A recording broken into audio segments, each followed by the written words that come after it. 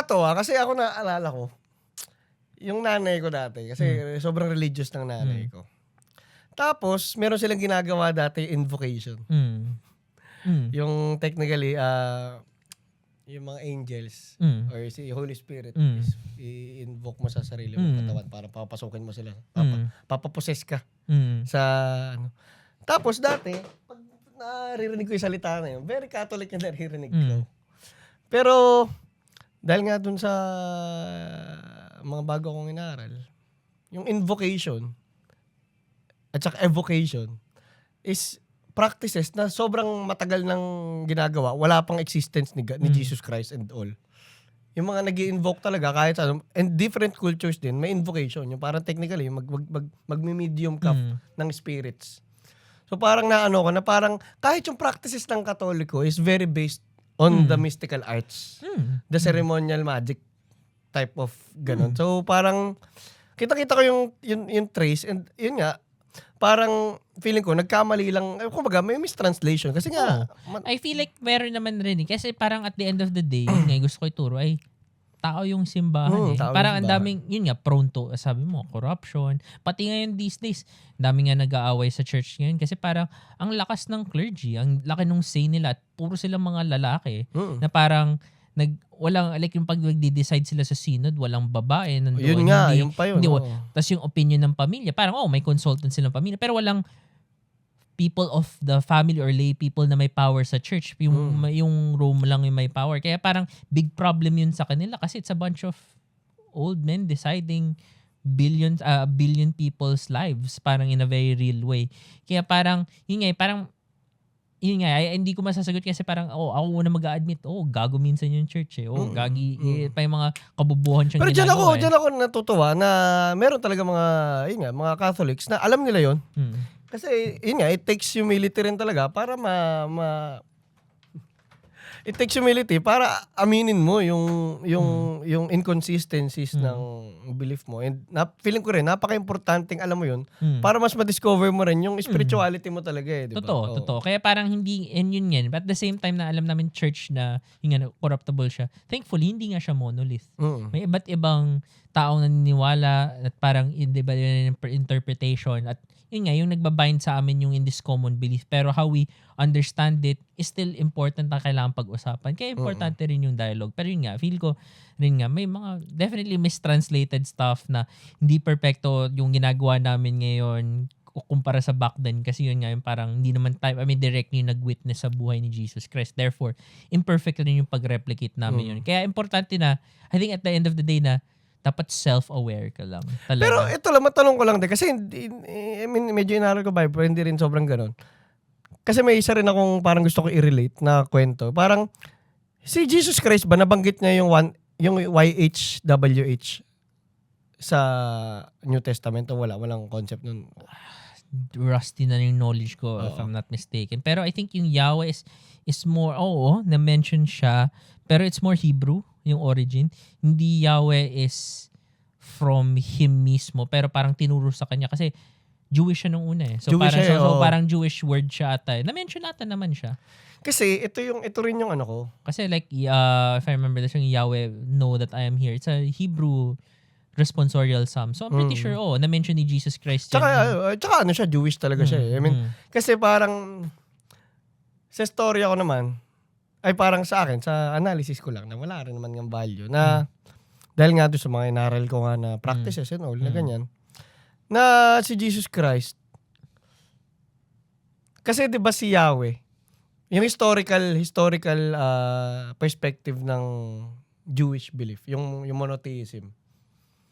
Kasi dati nung Canaanite religion pa lang siya, nung galing pa sa Babylon, 'di ba mga Canaanite galing sa Babylon din. May pantheon of gods. Yung Canaanite pantheon, hindi lang isa. Hindi dati concept na one god lang.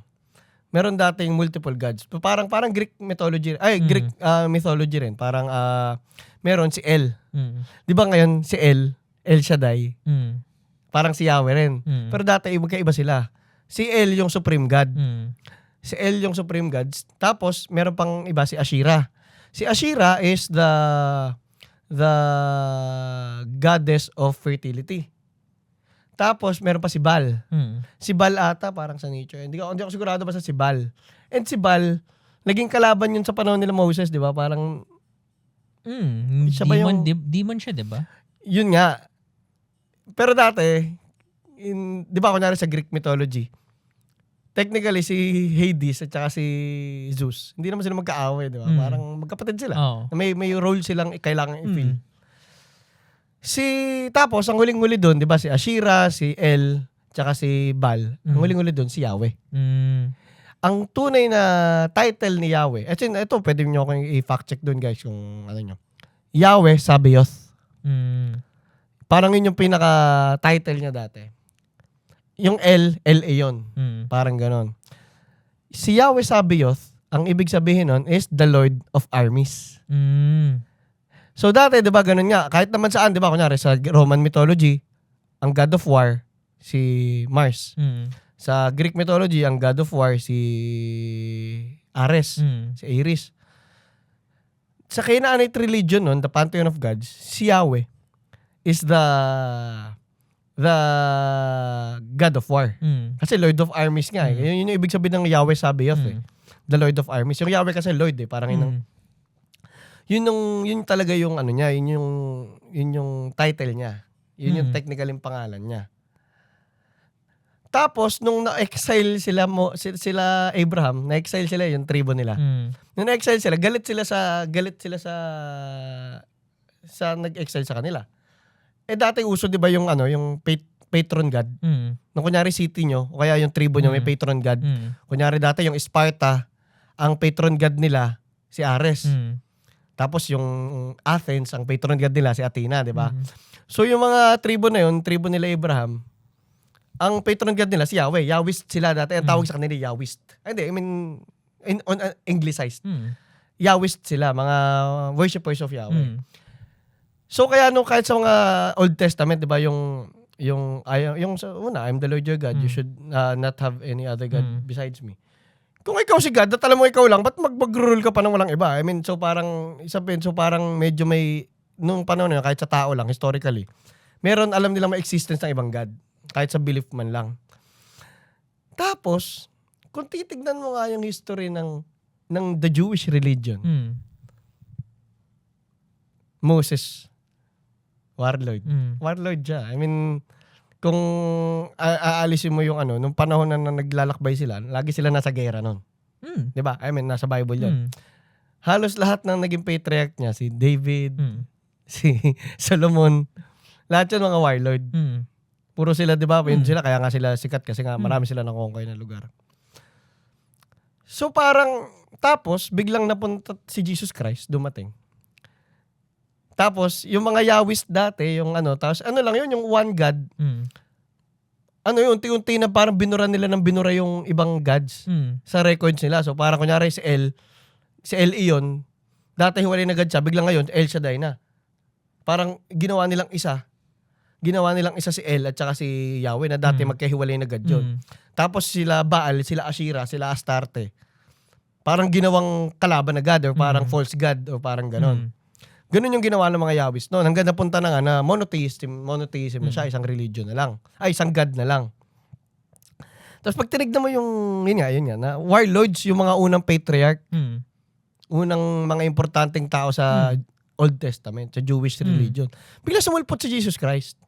Sa perspective ko, si Jesus Christ nga, dahil nga lumaki siya sa Egypt, yung sinasabi ko yung mystical arts nga. Kasi, may kwento ko lang, yung belief system namin, yung kinikwento ko ng belief system namin, is yung lineage niya, babalik sa Egypt, kay Pharaoh Akhenaten.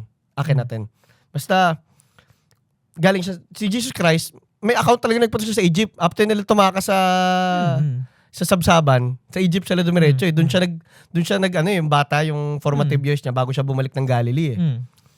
So, napunta siya doon. Sa Egypt, wala namang konsepto ng mga Jewish dun. Pero may mga naging spiritual teacher siya dun. Kaya rin ang wise na ni Jesus Christ pagbalik na ng Galilee. Meron silang konsepto ng Jewish nun. Kinonquer nila eh. Oo. Ha? May kinonquer nila yung Jewish eh. Yung saan? Yung Egyptians. May konsepto sila ng Jews. Kasi in-enslave nila yung Jews eh. Just to clarify lang. Pero ano pa yun Like historically, archaeologically, wala pang ganun ka. Meron si Moses. Kaya sila they freed the... Hindi, yung kala, sino ba yung, sila? So, may konsepto sila Jacob ba? Si Jacob ba yung unang napunta sa Egypt? So, may konsepto sila ng Jewish culture. Hindi, I mean, kung sa historical perspective yung sinasabi ko. Para kasi nung panahon na nasa... Hindi, I mean, yung mga Egyptians nun, yung mga naging, ang point ko lang, yung mga spiritual teachers ni Jesus Christ nun, malabong Jewish. But it could be. It could be, definitely. I'm just saying na parang, I think it's hard to say kung walang konsepto. May konsepto sila. Alam nila, yung kasi nakapunta nga sila doon. Alam nila yung mga Jewish, pero kumbaga, yung mga teachers doon, okay. galing sa mystical arts ng Egypt. Pero kasi sa lineage din ng history ng mystical arts, is napunta rin yan sa Jewish nga, napunta sa mga runes ng, sa mga, basta nag-evolve din, parang martial arts, gano'n. Si Jesus Christ, bigla niya nalaman niya yun. Tapos ginawa niya yung mga, nag-meditate siya, na importante rin, kahit sa Egypt, napaka-importante ng meditation. So, na-reach niya yung Christ consciousness nga na tinatawag. Na-enlighten siya. Na yung dating mga Yahwist, hindi naman talaga enlightened. Meron lang silang view kay Yahweh na sinabi lang din ng mga magulang nila, sinabi ng ganyan, tapos warlord sila, gera-gera sila, tinutulungan kami ng Diyos pag nakikipaggera kami. Si Jesus Christ, nakilala niya talaga si God kasi nga naging one with God siya eh. Na-realize niya, di ba biglang ang laki ng personality change ni God sa Old Testament tsaka sa New Testament. And kung sa akin, sa perspective ko, historical perspective, yung istorya na gumawa ng mga istorya na yun yung nagbago. Yung mga taong nagkwento. Sila yung nagkaroon ng personality change, hindi si God. Na si God, si Jesus Christ, nakilala niya talaga si God, kaya nalaman niya na love talaga yung point ng lahat. Pero ako, parang feel ko, yung nakilalang God ni Jesus Christ, hindi talaga si Yahweh Sabaoth. Kasi, ito lang, kaya ako lang may i-relate ngayon, na pag tinignan mo yung history ng Jewish religion, and ngayon, parang totoo si Yahweh Sabaoth Parang hindi naman. Na parang God of War. Parang God of War nga. Kasi tignan mo ngayon yung ginagawa ng Israel. Sabi nila, ginagawa nila yon in service of God, di ba? Na parang ang sobrang layo ng pagkakakilala ni Jesus Christ sa nakikita mong paniniwala ng mga Jewish. So parang may parang theory lang ako na baka magkaiba sila.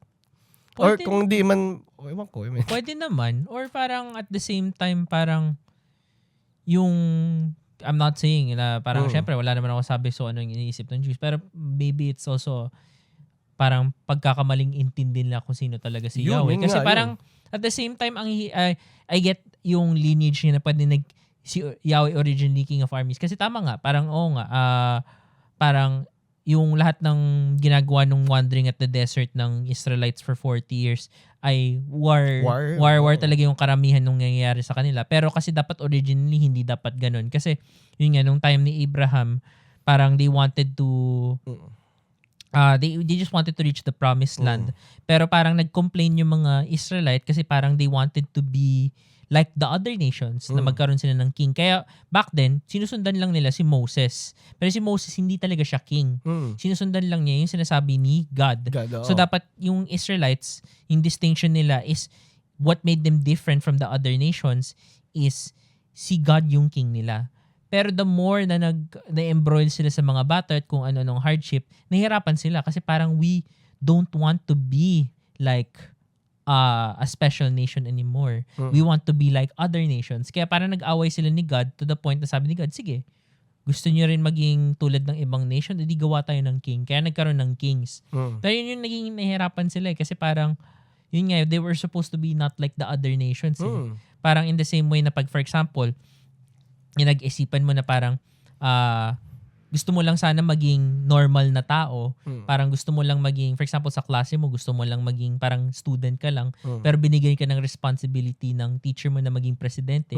Ang hirap nun kasi, hindi ka lang dapat tulad ng ibang estudyante. Gusto mo lang sana parang lahat ka ng ibang estudyante. Pero dahil iba ka, dahil pinili ka maging iba, kailangan mo mag-stand panindigan. And nahirapan yung Israelites nga doon. So, parang, siguro nga parang they but sila na devolve mostly to war.